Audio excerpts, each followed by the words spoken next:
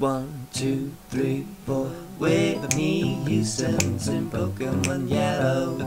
Whitney Houston's in Pokemon Yellow. Chupachu and the team. Chupachu and the team. Whitney Houston's in Pokemon Yellow. Her eyes open wide. She looks at her surroundings carefully. She appears to be in some sort of child's bedroom. She stands cautiously, though can't seem to get off her knees. Not my knees, she thinks to herself. I'm standing fully. I am but a mere child.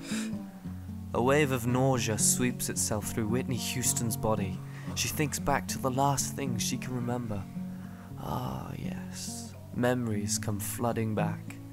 She pictures herself lying softly in a bath, hot steam wafting towards the ceiling, obstructing her view, and then...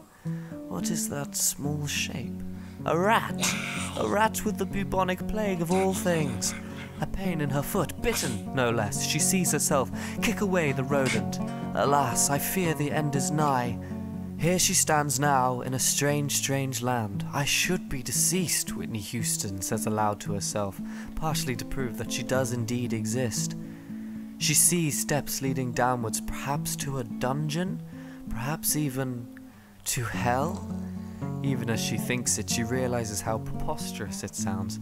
To hell, she repeats in self-mockery, to hell indeed, and with that she descendeth down the stairs. She reaches the bottom and quickly scans her surroundings. A pleasant-looking abode, if ever she saw one. Slightly smaller than she's used to, almost certainly, but movement! Out of the corner of her eye, a large shape turns to face her. Whitney remains perfectly still, a skill she gained through torturous years of training and meditation. She thinks to herself, I must stay very still, lest the beast to my right is a dinosaur. She thinks over the tutorial video of how to deal with dinosaurs she was shown as a small princess. Oh, how she wished she had been listening, instead of pretending to be a mouldy turnip. Curse my young, beautiful brain, she exclaims loudly in her head. The shape begins to move towards her. On second thoughts, I don't want it to be a dinosaur at all. I want it to be my own shadow. She responds to herself quickly and irritably. No, you fool!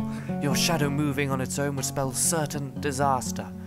The figure moves closer still to Whitney, and in fear, she closes her eyes. A voice pierces the silence. Whitney?